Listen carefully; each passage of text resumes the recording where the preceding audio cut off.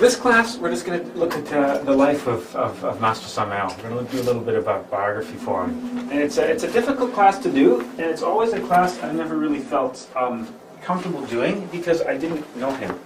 And in the movement today, there's in various Gnostic centers, there's people that actually personally knew him, or more recently personally knew his wife as well. I'm just relying here on the little bit of information that's been written about his early life and anecdotal tales that people have told about him. So it's always been a little bit of a difficult class for me to do because, like I said, I didn't really personally know him. But there are people still in our movement to this day that knew him, that experienced what it was like to be around him, that heard him speak. If you're interested, you can find all kinds of videos online of him speaking. A lot of them are in Spanish, but a fair number of them have been subtitled as well. So you can actually watch him speak and get a sense of who he was. This is one of his quotes that I really like. "I do not follow anyone, nor do I want anyone to follow me. What I want is for each one of you to follow his own self. I am only a lighthouse in the sea of existence." Or in other situations, he would say, "I'm just a beggar dressed in a tuxedo." The idea being, he didn't want to be idolized. He didn't want to be put upon a pedestal and, worshipped like a Jesus or a Buddha or something like that. What he was basically saying is, I'm just a messenger here to give humanity a message. What you need to do is not follow me, but follow the message. And if you're looking for someone to follow your inner self, follow your higher self.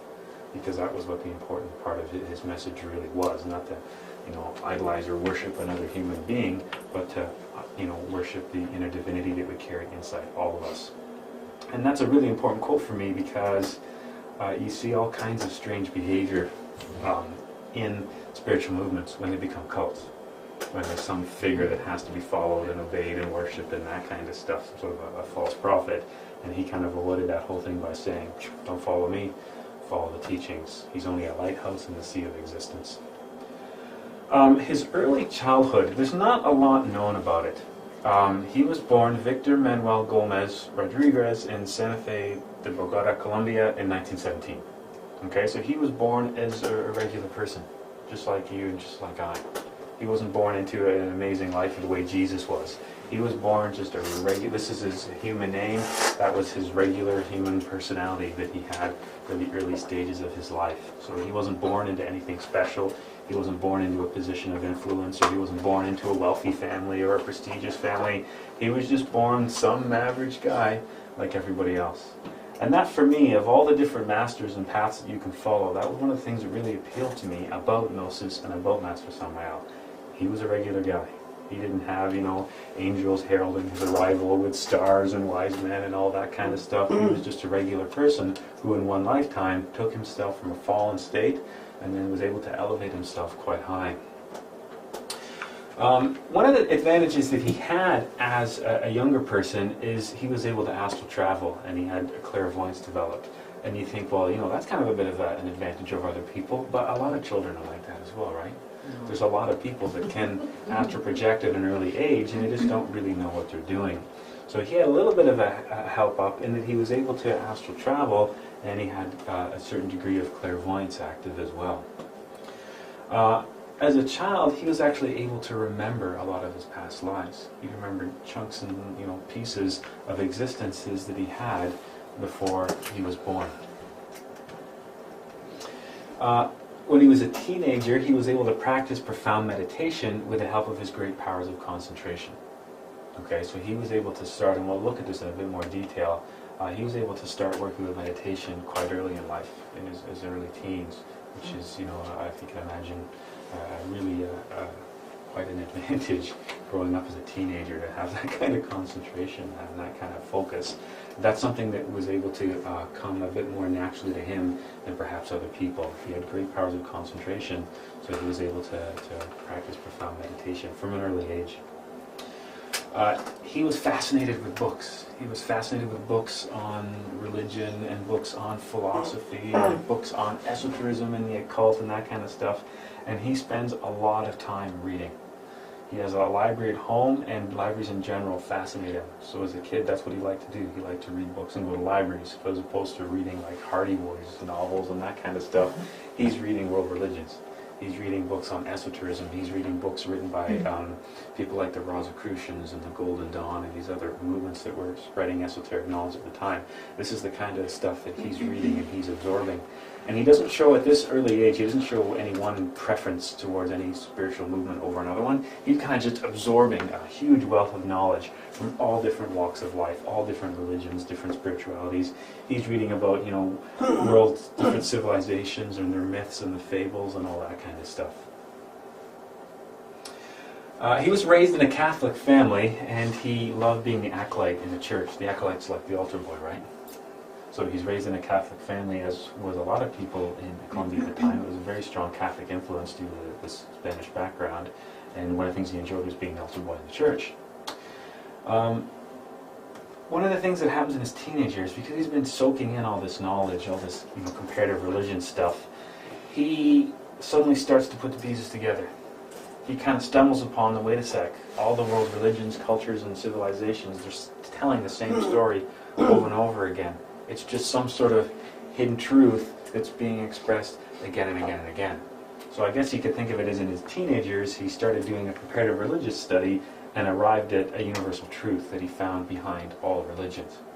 Okay, just because that's what he was engrossed in, studying as many different religions as possible. And when you think about the way a lot of people are raised, it's you have the religion of the family and that's it. That's what you're raised in. He had the advantage of being able to take in and digest all this information from all these different cultures and different religions, and then he discovers there's a common denominator behind everything. And that common denominator becomes the hidden truth that he sees everywhere.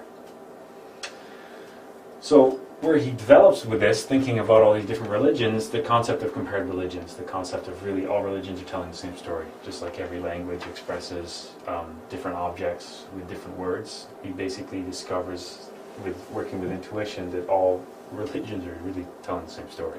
And he gets back to that hidden truth, that original wisdom, the Gnosis, right? Gnosis is simply the word for wisdom. And that's what he gets down to the original wisdom. Peels back all the layers of all the religions and all the dogma and history and that kind of stuff, and gets down to this original wisdom. He intensively studies all the classics of world literature, ancient legends, holy scriptures from all over the world. He's just pouring through this stuff, digesting this stuff to discover as much as he can. And keep in mind, he's still a teenager here, right?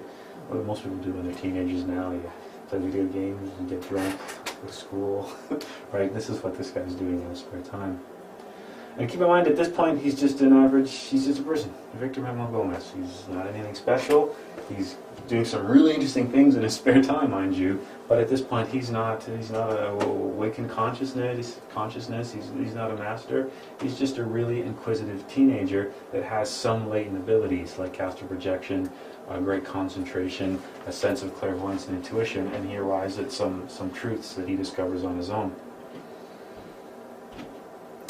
He tours various schools and studies with various teachers. He tries almost everything. He's briefly involved with spiritualism and spiritism, mediumism, enchantments, prayers. He's basically studying everything that he can, going to every different religious group and basically trying them out, for lack of a better term. All different kinds of teachers, different paths in life. Later on, he kind of settles down in this Theosophical Society. That's the society with Madame Blavatsky's famous for, and Rudolf Steiner. He settles down in the Theosophical Society, and he reads and masters the Secret Doctrine and other works of the Theosophists like Ledbetter, Steiner, Blavatsky, and that kind of stuff. And you can see actually, when you read his works, he sometimes makes references to these other people that have written these books. And Blavatsky was an interesting one. She was a Russian woman that was probably an awakened master as well. So there's some similarities in what she was talking about and what Master Samael talks about, because they're still expressing some universal principles as well.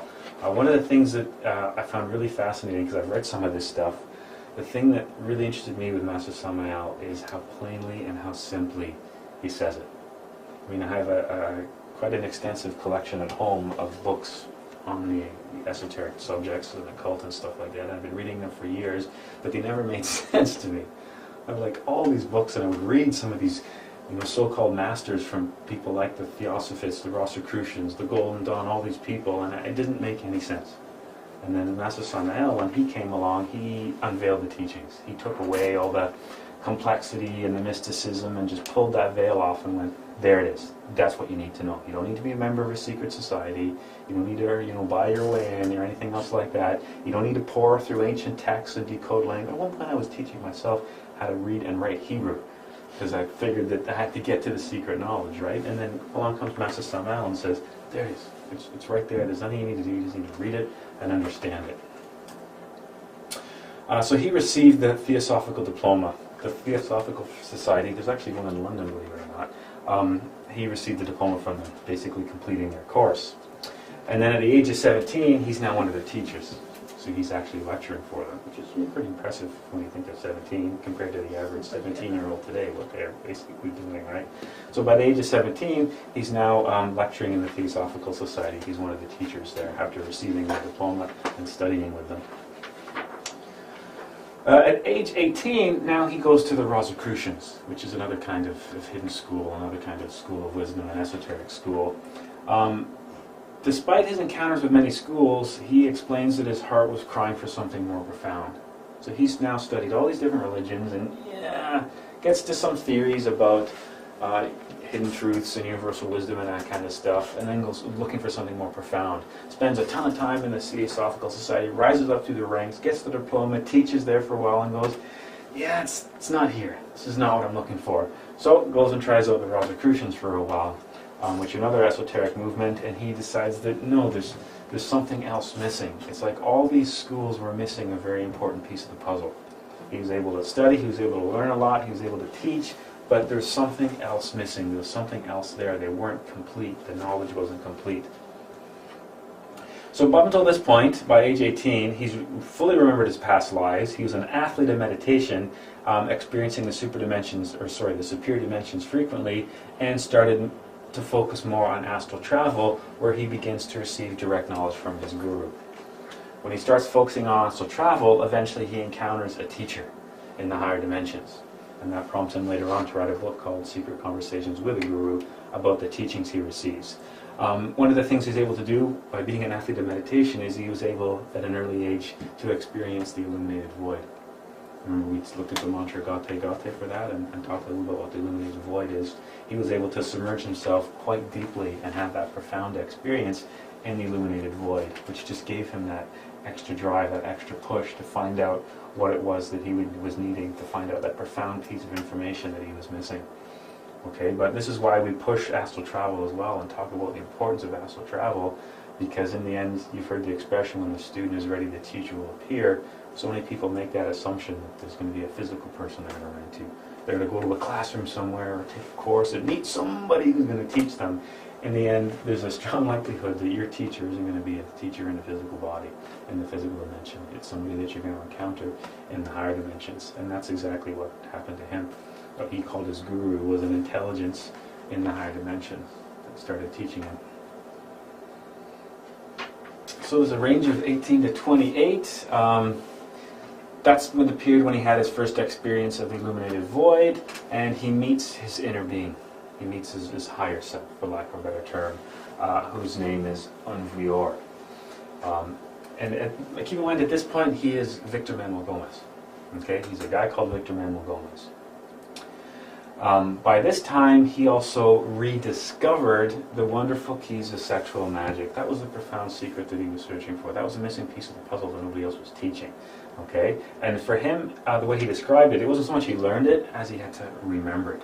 It's knowledge he had from a previous existence. He just lost it. So he describes having the secret in ancient Egypt. He originally learned the secret of alchemy in ancient Egypt. It had just been forgotten for all those lifetimes. Okay, so at this point, when he starts writing, he actually signs his books Aun Weor, as opposed to calling himself Victor Manuel Gomez. Okay, and we'll talk a little about that later. So he goes through two stages.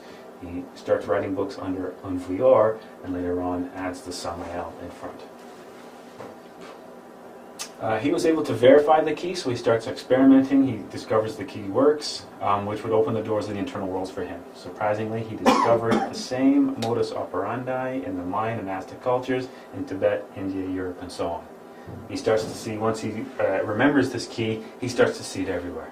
One of those expressions of how do you hide something, you put it in plain view where nobody notices, that kind of thing. He comes across the key of sexual magic, is able to verify it, and then discovers that key basically has existed in all the world's religions. There's been various forms of it. It's always been kind of secret. And if you remember back to talking about the class on alchemy and the development of the solar bodies, we looked at the hidden symbolism of the concept of alchemy and how it appeared in the Kama Sutra of the Hindus and all those different cultures. That's basically what we're talking about here. In his 30s, he meets his wife, Arnoldo Garamora, who also possessed inner extraordinary powers. That's Litelantis, okay, his wife Litelantis. Now, before that, keep in mind that he's still basically just a regular guy. Now, he's experienced a lot of things, he's learning a lot of things, but he hasn't yet incarnated the principles of Samael, which we'll talk about in a few minutes. And in his early years, he, when he was in his 20s, he was just an average person.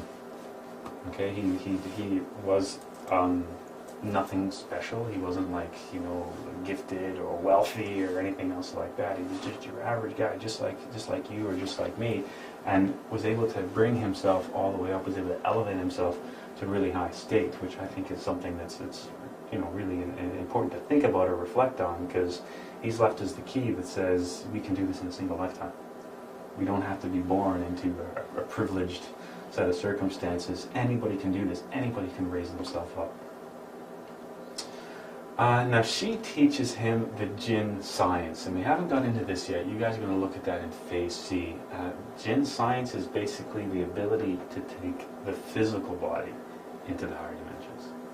And when you look at stories like Jesus being able to walk on water and a lot of masters performing miracles, that's the key that they're using. They're able to transfer their physical body into the higher dimensions. So it's not just your consciousness that drifts off into the astral. You can actually pull your whole physical body in. This is like one of the crowning glory of all the practices that somebody can learn to master.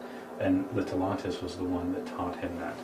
Taught him how to transfer his physical body into the astral and explore the higher dimensions of his physical body, which is a really interesting thing. We haven't talked about this, and that's something that's going to be in Phase C. Now, we haven't really talked much about her, but really that was one of the key moments in his life was him meeting his wife, because that was the person that was really able to help him and elevate him on the path. And she too was an awakened master. She was one of the judges of the law in a physical body. That's what her higher self was, for lack of a better term. So she was one of the judges of the law. Remember we talked about Anubis and the judges of the law on the sides of justice and mercy? That's where she was. She allowed him to work extensively with alchemy, because now he has a partner, right? So he's got somebody that he can work with alchemy with. And as we talked last week when we looked at the initiation of the minor mysteries and major mysteries and the three mountains and all that stuff, remember one of the things that we said was if we're working in alchemy with a partner, we can progress quite rapidly through those initiations. And at this point, this is what he's able to do. In his 30s, he writes his first book, The Entry Door to Initiation, March 1950. Around 1953, he's already published 3 books: The Perfect Marriage, or Entrance to the Initiation, which is that one, The Revolution of Bel, or The Revolution of Beelzebub, and Secret Notes of a Guru. And this is where when he first starts writing books, he draws a lot of attention to himself, and he faces a lot of persecution. Remember that this is Colombia. This is a very heavily Catholic-dominated society in the 50s. It was really difficult to write and talk about esoteric things, to write and talk about the occult without being accused of being some sort of occultist or devil worshiper or something like that. And keep in mind that some of the things that he's writing about are things like alchemy, sexual magic, in the 50s, in a heavily oppressed Catholic society. That tends to draw a lot of attention to oneself, and he had some negative experiences with that as well. The Summum Supreme Sanctuary is built. It's an underground temple built in the Sierra Nevadas. The Summum Supreme Sanctuary is like the ultimate, it's like the temple of all temples, if you think of it that way. What's really interesting is the Summum Supreme Sanctuary for the whole Gnostic movement is currently in Canada, in Quebec, which is kind of cool. You've been, right? Yes. Have you been, Kurt? No, I'm not. No, I haven't been either. Have you been? Yeah, yeah. No, you haven't either. Well, great, man. And you can actually go. That's really interesting.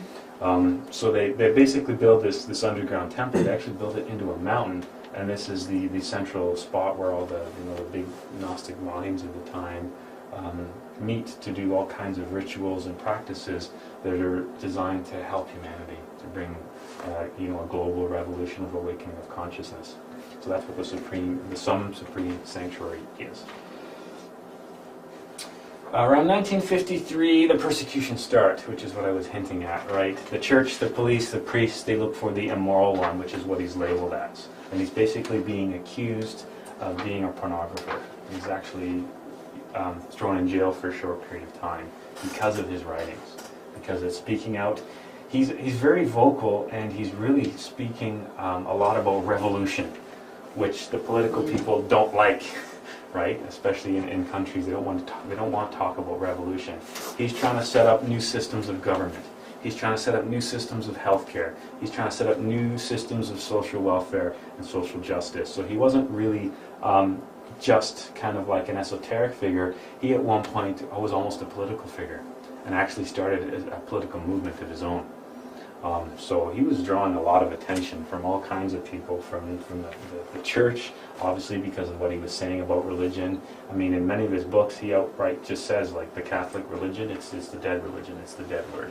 The people have lost meaning, it's like a dead end, basically, because they don't teach the three factors for the evolution of the consciousness. So here he is in the 50s, speaking out against the government, speaking out against the church. So he gets himself in a little bit of hot water. So he quickly leaves for Sierra Nevada. October 27th, 1954, that's when he incarnates his inner Christ. And every October 27th to the Gnostics, it's kind of like almost like a holiday thing. And the last 27th, which was last week, everybody here in Second Chamber got together for a little special kind of celebration for this same moment as well. So at this point, he actually gives birth to his inner Christ. He incarnates that principle. As far as the Supreme Sanctuary in Sierra Nevada, eventually the army gets there and kind of blows everything up. And it destroys everything and chases them all away, believe it or not. At this point, Aun Weor becomes Samael Aun Weor. So he was Victor Manuel Gomez, and then later on he signs his books as Aun Weor, and after this point he signs his books as Samael Aun Weor. There's been stellar moments for mankind in which the sidereal father of a great genie has been able to speak and express himself through a regular person. Okay? So Samael was the sidereal father, was the great genie, the monad of Victor Manuel Gomez. It's said there are many fathers in heaven as there are people on the earth. Okay? We each have a connection to our own inner father. There's been moments in mankind where that elevated, spiritually perfect being is able to express itself, or himself, or herself, they want to think of it, through an average person. And that's what was happening. Samael was Master Samael's higher self, his father. And at this point, when he incarnates that Christic principle, that's able to speak through him. So that's when he's writing the books and when he's speaking to people. And he would say in his lectures, speaking to you now is Samael. Okay? And he'd basically be saying, I'm not Manuel Gomez, Victor Manuel Gomez. I'm not talking to you. This higher principle is speaking through me, or is writing the books. Because in the end, he wrote over 75 books in a period of less than 20-some years, which is a pretty impressive feat. And what's actually happening here is Samael is speaking through him in order to initiate a new cycle of spiritual culture. Because around about this time, we're talking about the dawning of the age of Aquarius, right? The new spiritual age. And we're kind of at the tail end of that. And it's said that the Gnosis is the religion of the next golden age. It's really a religion that's going to be in place, who knows, maybe 40, 50, 100 years from now. We've just been given a sneak peek of the new religion that's going to form with the new... kind of funky. Sorry. That's okay. It's We've been given a sneak peek at the religion that's going to be for the next golden age, for lack of a term, when this humanity goes through that whole period of turmoil and cleansing, and the golden age begins. It's really the Gnosis that's going to bring that next golden age in. We've been fortunate enough just to grab onto the tail end of that. So that's what we mean by initiating a new cycle of spiritual culture. This is him speaking. I, Samael Aun Weor, am the only child monad and the instrument of Samael Mars. And what I need to teach you is the wisdom of my stellar father. Now, remember this, in Power 3 Create, the Law 7 Organize? There's 7 cosmo creators, often termed 7 archangels. Michael's one, Gabriel's one, Raphael's one, Uriel's one, and Samael is one. And Samael is actually associated with the intelligence of the planet Mars. And the planet Mars, you tend to think of it like war, but what that really represents is strength. So Samael is a master of strength. He's from the ray of strength. That's basically the path that he's on. Okay, so this is what he's telling us, is that this higher principle, this cosmo creator, this archangel, is speaking through him at that point with a message for us. The first man is of the earth, the second man is the Lord from heaven. And that's right from Corinthians. The first man of the earth is this flesh and bone body, right? But we're connected to something else. The second man, the true self, the higher self, is the Lord from heaven, is the Father that we carry within. And as I said earlier, there's as many lords or fathers in heaven as there are people on the earth. That's who we're connected to, that higher principle up there. And in some important situations, or if there's a message that we can connect, or if we can elevate ourselves up to that point, then that principle can speak through us and give a message to humanity. If you're curious what the name means, it's Hebrew in origin, and that's how you pronounce it, Samael Aun Weor. Un is Hebrew for, or Eun is Hebrew for sexual strength. Weor, or pronounced that way, Weor, means and light. So, if you look at it this way, it's Samael of sexual strength and light. It would, of course, be the light of the consciousness. We looked at that principle of Mars, the strength, and the thing that he unveiled for humanity was alchemy, right? That was the key that he gave everybody. It wasn't that he invented alchemy. Alchemy had always been there, but it was reserved for the spiritual elite. It was the secret that was kept in all the temples and all the religions and only handed out to the very few initiates that were worthy to know the secret. What Samael did is unveil that for all of humanity. Didn't matter who you were, where you were from, what culture, what religion. He gave that key to everybody. So in the last phase of this race, we can all work towards elevating ourselves. Samael is the great cosmic intelligence who is responsible for the spiritual development of this current humanity. He's the teacher that has the responsibility of developing the age of Aquarius. And that's why at that point in time, he had to speak to us and give us a message. His son, the Bodhisattva Samael Aun Weor, fell into disgrace for many centuries. Now this is interesting because if you look at some of the teachings of, especially in the Hebraic tradition, Judaism, Samael appears as the angel of death. He's a very negative thing. Okay, whereas Michael's his glorious angel and Raphael's his glorious angel. For the Jewish people, Samael and the angel of death are basically interchangeable.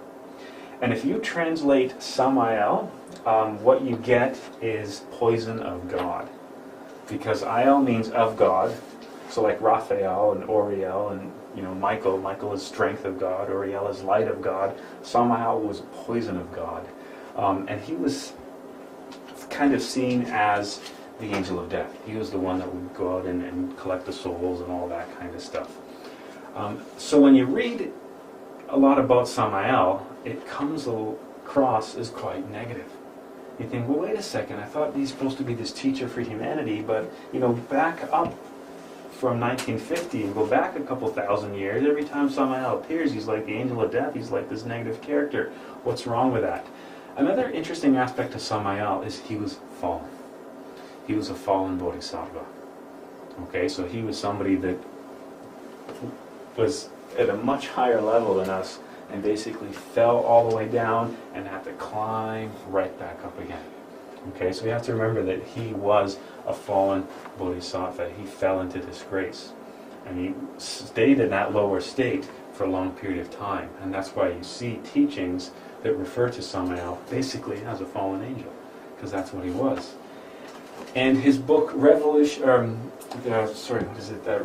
Beelzebub, what that's about, Beelzebub's another kind of bad guy, a kind of demon sort of thing.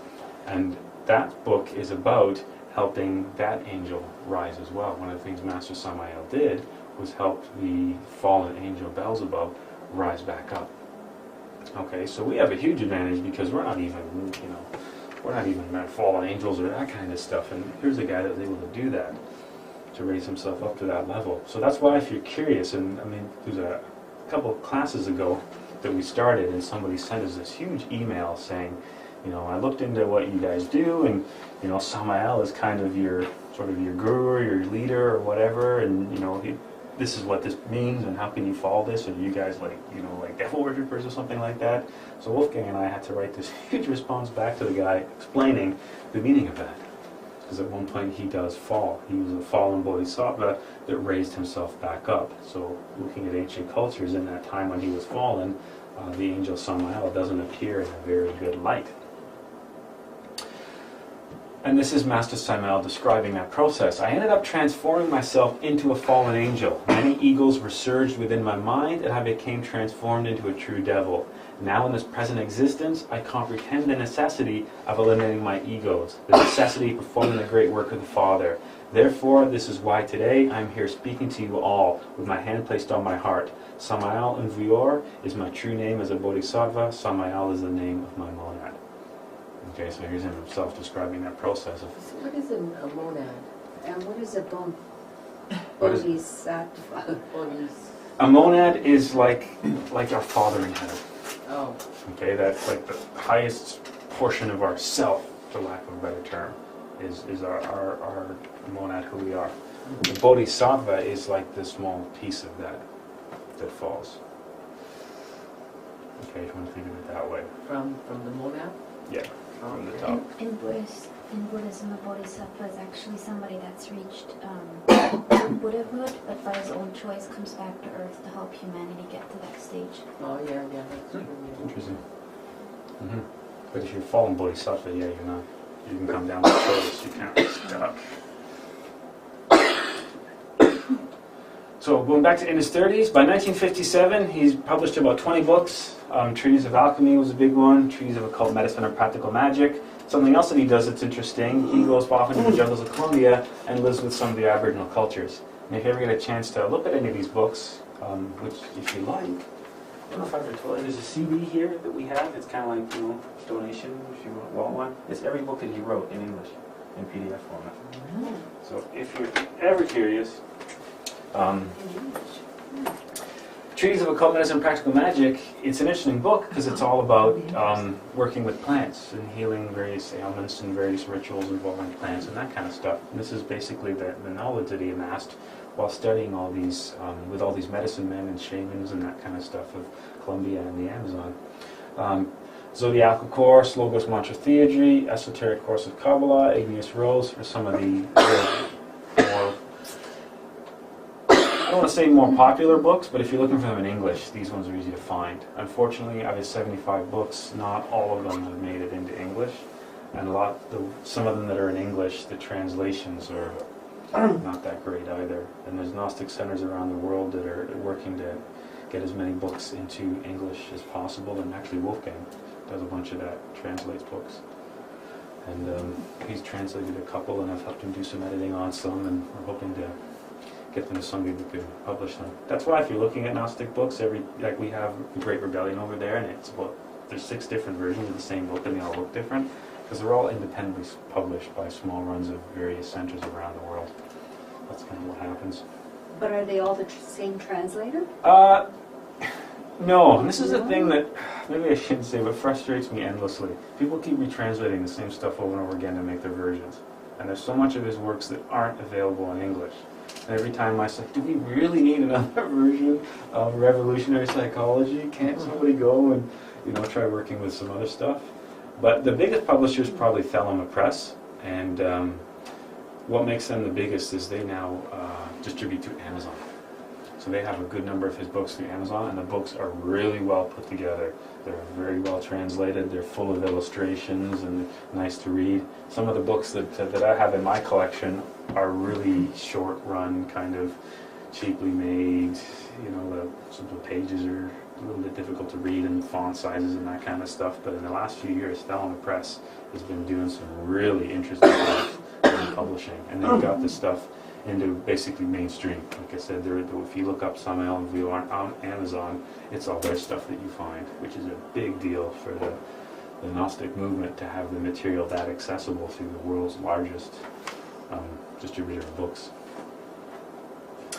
In 1960, The Message of Aquarius is published in El Salvador, and for the first time, the greatness of St. John's Revelation is unveiled. You guys will see more about this in some of the Phase C classes, but that was a kind of a big landmark, that particular book. February 4th, 1962, The Perfect Matrimony is published. The revolutionary concept of the doctrine of the many eyes is introduced, because he first kind of starts writing about alchemy. That was the first thing, that was the first secret he discovered. He gets really excited, and he writes about alchemy. But as time goes on, he discovers that people really aren't changing. People really, they're spending too much time on alchemy, and they're not really understanding the concept of the ego and the psychology, and that's where he brings that up for the first time. The Perfect Matrimony is the big white book down there, if you're interested. It's one of his books that you definitely have to have if you want to, learn more about this stuff. It's a really good book. Is that on the CD as well? Yeah, yeah. How do you fit them all in that one? Yeah. The PDFs is small, right? Text documents are really tiny. As far as how much space they take on a computer, as anyone with an e-reader can attest, you get thousands of books on an e-reader, right? Text documents don't really take up much space. I don't like stuff on a computer because my eyes go crazy trying to read it on the screen. I like sitting down on the couch with a book. I guess I'm old-fashioned that way. But if you do have an e-reader, you definitely want that CD. You can throw all the books on there and go through them. So you have to have an e-reader, like a... You can do it on a laptop, you can do it on any computer. You just go to your computer screen, that's all. What program? It's PDF, Adobe Acrobat. Oh, Adobe, okay. There was a student a couple years ago that I got the CD and went to a printer, and it was about $65 or something like that, and had them all printed and bound together. So he had his own versions of every book. That would be good. And if you're into doing that kind of thing, you could definitely do that. It's just hundreds and hundreds of pages to print. That's all. In his later years, so 1972, he doesn't stop writing books. He's just cranking out books all the time, and he almost goes into what almost appears like automatic writing when he writes books. I mean, it used to drive his wife crazy because he'd get stuck and he'd just write, and he'd run out of paper, and he'd write on the wall, and he'd write on anything that was around him just to get the message out. Because when that monad wanted to speak to him, it was like, I need to speak now. It was like, oh, just start writing. And she'd chase him around with papers to make him write on the paper, because he'd write on anything that was around him, just writing nonstop. And there's some pictures of him, and it almost looks like he's almost like in a trance-like state, just writing rapidly, page after page after page. And later on, he switches to a typewriter. He sends some workers to the International Congress, so this is a political movement in his country, laying out the guidelines and solutions for various problems. He's trying to address pollution, cancer, traffic, that kind of thing. And like I said, he gets to the point where he's almost running as a political figure. Okay, he's developing like a political movement. He encourages the foundation of the Institute of Universal Charity, which becomes a real charitable group in that country. So the foundation for the Institute of Universal Charity, it's like a great charity organization that helps the poor, that helps with health care and that kind of stuff. By this time, he realizes that the Gnostics have not grasped the full meaning of his doctrine. They've worked hard with one factor of the revolution of the consciousness, totally ignoring the other ones. Everybody gets excited about alchemy and forgets to balance it with death and sacrifice. Okay, and he's standing there before his followers, his group. And keep in mind, here in Canada, you go to a Gnostic center and there's 15 people in a room. At a time in his home country, you had a movement that measured in the millions. Like, he would land in places, you've seen the shot of the Beatles where they get off the plane and there's like a ton of people. It was like that for him. the airport would fly, not the country flag, they would fly the Gnostic flag when he was arriving. What year was that? That was in the 60s and 70s, yeah.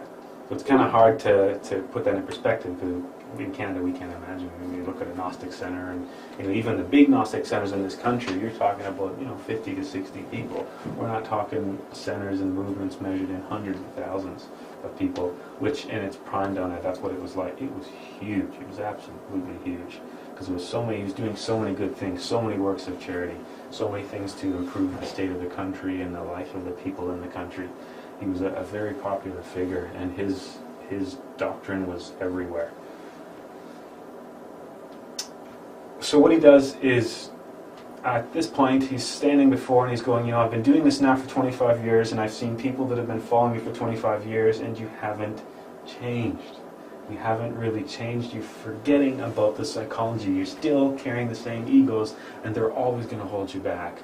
So he really, at this point in time, the books, everything he starts to do, really has a heavy bent towards working with the death of the ego, and he's really trying to hammer that subject home. Everybody's spending all the time working with alchemy and all that kind of stuff, totally forgetting about the death and the sacrifice. He then refines the teaching for the dissolution of the ego and prepares books related to human psychology. So all of his books really take that psychological bent. He really stresses the ego. And he starts to tour Mexico, and lectures become a routine. He's like a minor celebrity at this point, going from city to city to city, speaking to huge groups of people. He's making television appearances. He was making radio appearances. Just getting that message out everywhere. It's really an interesting thing to see.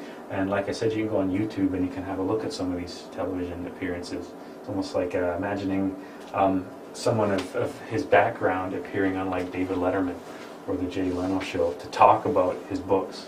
Not just tabloids and rock stars, but here's this person talking about esoteric things, talking about the three factors, talking about the ego and alchemy openly on TV, openly in the media. So Holy Week 1976, he receives a group of people from Central America who are able to witness various amazing phenomenon.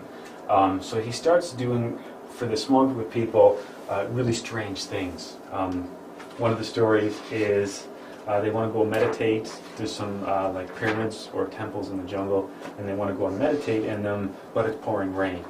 And he gets out of the car, does what he does, stops the rain. They all go to do the meditation. They get back to the car, it starts raining again. Okay, so what we're looking at here is, for small groups of people, he starts performing, I don't want to use the term miracles, but he is able to demonstrate that he's a lot more than just a regular human being that knows a few things about esoteric studies. October 27, 1976, the Americans get a hold of him. They're like, you seem pretty popular, we must be able to cash in on this somehow, and they want to give him a monthly salary. Okay, so they want to set him up, give him a monthly salary, and start making him almost like a celebrity, and people want to cash in on that, right? He responds with, look at my hands, they are deformed from the hours I've spent typing books. When I'm no longer able to do this anymore, I will learn to type with my toes. I will never accept a salary, I'm just a beggar dressed in a tuxedo. So at this point he basically refuses money.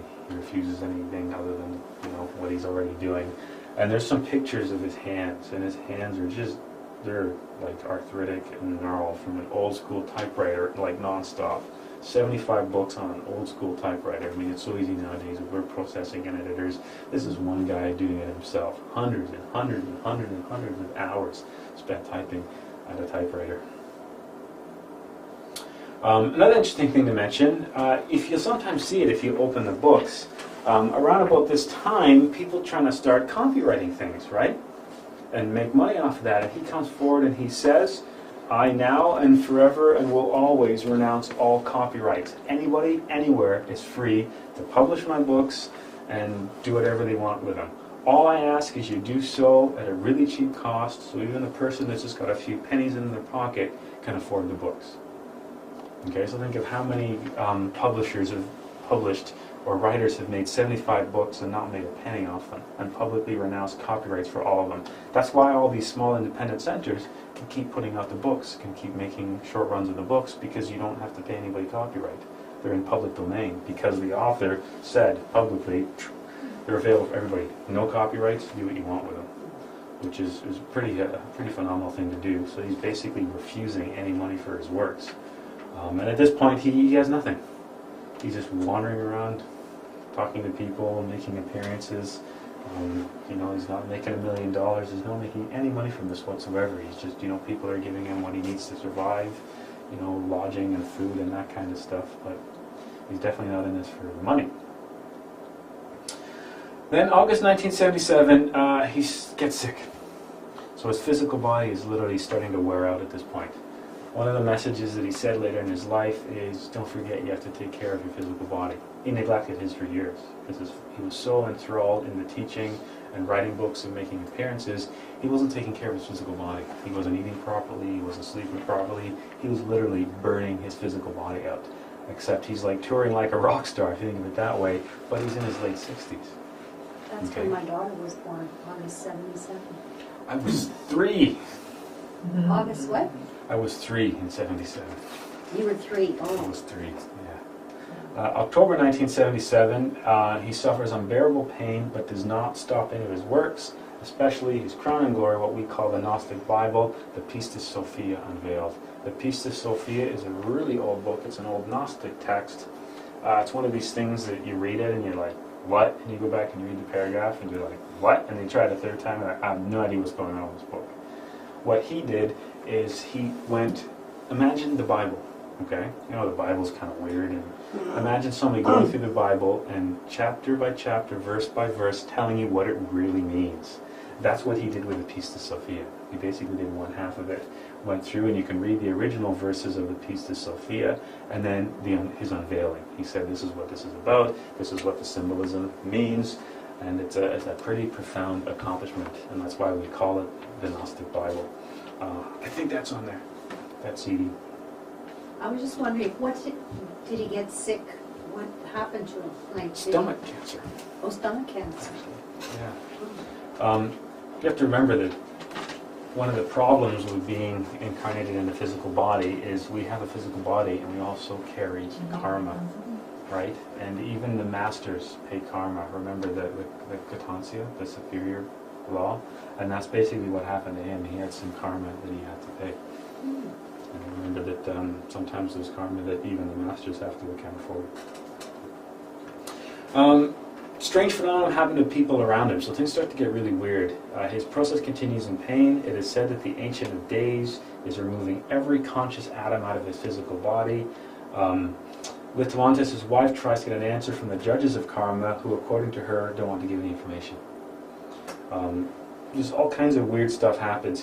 There's specialists come from all around the world to try to save him, but he's really not interested in any of that. All he's doing is basically saying, I've worn out my physical body, I'm going to have to get another one. So this is basically that Samael speaking. Okay, I've worn out this physical body, I'm going to need to get another one. I'm going to need to arrange for another body. So that's what we mean by he starts transferring every conscious atom out of that body to place it in another one later on, which is kind of weird. December 24th, 1977, he actually dies. His physical body dies anyways. Remember that the master never dies. It's Victor Manuel Gomez that dies. Right? Samael Aun Weor is not something that dies. It's Victor Manuel Gomez, the physical body, that dies. A resurrection ritual is performed. He receives the bread and the wine, opens his eyes a few times, and Litovantis wipes a tear of blood from his eyes. That's basically the process. So he died on Christmas Eve, which is an odd time to go. But speaking of his impending death, the master indicated he had worn out his physical body. It could no longer function. It could no longer support the energy, support the work that needed to be done, because poor Victor Manuel Gomez at this time was just, the physical body was worn out. He was reincarnating into another body to continue his work in secret in Asia and Europe, as many other masters had done before him. So he was basically, sounded weird, but swapping bodies at this point. Yes? What were some of the phenomena that was happening to people that was near him when he was sick? Just things like experiences, astral stuff, visions. There's a strange story. A specialist comes to see him from Japan, and Master Samael didn't speak Japanese, but starts suddenly speaking to the guy in fluent Japanese. Just like really weird stuff like that. During the whole process, he kept saying, "I'll be back, I'll be back." So he wasn't done teaching humanity. He was going to be returning to continue somewhere else. Yes? Do you think he was born like right after that? Well, that's what he was trying to do. He was trying to do it consciously. So as opposed to having to start from the bottom, he was actually going to reincarnate. Remember, there's return or recurrence, we return, but a master reincarnates. They choose where, they choose how, and they come back with that consciousness awoken. That's what he was doing in that point. So, I'm sorry, would he come back in a baby, or was he going to come back in a... Well, he needs to start as a baby, and then Oh, needs a okay, physical body. he started, Oh, just started. to find a wife So- again and everything? Oh, God, Well, yeah. one of the things that some of the Gnostics believe is he's here now. Yeah, He's some here people now born in doing his 77. thing. Yeah. And right now, his son is Osiris Gomez, the child of Litelantis and Samael, and the Gnostic movement currently is headed by his son. And one of the things that he did before he died was taught his son how to recognize him again when he comes back. And believe it or not, you can go on the internet and there's crazy people from Latin America claiming to be Samael. Just like there's Elvis sightings and people claiming to be Elvis or whatever, there's people that actually claim to be Samael. There's like imposters that actually contact Gnostic centers like this one and say, "I am Samael," believe it or not. Yeah. Yeah, it's kind of like a, what? I remember the first time I encountered that, I was like, you gotta be joking. Yeah, there's all kinds of Samael imposters that are running around saying that they're Samael, but apparently he's given knowledge to his son that if he ever needs to come forth, the son will be able to say, this is the real deal, this is not just an imposter. So there you go. But he hasn't done that, as of yet. We don't know. We don't know, it's not like he would No, tell but I us. mean, his son hasn't said that he's... No, he hasn't said this guy right here is the guy. He Yeah, hasn't, no. no. And like I said, it's if you spend enough time in the Gnostic Center here, and you get up to Second Chamber, we do events where we, go to Kitchener, go to Toronto, or other people come here. And when you do that, you get a chance to meet some people that were closer to him. Carlos at our center actually had met and spoke with Litelantis a bunch of times. Wolfgang spoken with Litelantis before. There's people in the movement that have actually spent time with him before. There's a lady from, I believe, Toronto. She's probably maybe late 50s, early 60s. And she tells a story about how she was hanging out with her friends, and she wasn't in the Gnostic movement, and her friends were kind of in the Gnostic movement, and they were a little bit teasing her about it because they had a special thing they were going to do at the Gnostic Center that day. They were going to do a special ritual at the Gnostic temple. And they were kind of, not making fun of her, but teasing her because she wasn't Gnostic. And all her friends go off to do this secret magical thing that she couldn't know about. And she's a younger girl. I think she was mid to late teens. And this is really upsetting to her that they've all gone away and left her, and they were teasing her, "Oh, you're not good enough to know this, and we're very special." And she's sitting on the steps of this building and she's crying. And somebody comes up and says, "My child, what are you crying for? Why are you so upset?" She's like, "I really want to be in there, and I really want to be with my friends, and I really want to receive this knowledge, but I can't," and blah blah blah. And then this person says, "Stand up and come with me." And it was Master Samael. And he takes her right in and basically initiates her on the spot and places her with her friends. So that's funny. But she was actually experienced the guy, right? And for us, that one of the things that I really like about him is he's a real person. He's not like Jesus, where was he real or was he not real? There's people that say, "I saw him, I was there, I heard him speak." You can see him on YouTube. You can read his books. He wasn't claiming to be anything special. "I'm just an average guy. I'm basically a fallen bodhisattva. I'm not gifted. I wasn't born with angels and wise men coming to see me and that kind of stuff. I'm just a regular person, and I was able to raise myself up, and here's how you do it too." No fancy words, no hidden meanings, no double entendre. There it is. That's what you need to do. It's pretty simple. There's three things: the birth, the death, the sacrifice. That's it. Here's the practices. Here's the techniques. Here's what you need to do. Any questions about that? Yes? How do we know which books are not translated? If you look, somebody has a full list of, even in the back of some of the Spanish books, there's a full list of all the books that he's written, and then you can compare that to the books that are available in English. I think he wrote about 75 books, and some books weren't even books, they were collections of letters that he'd written to other students.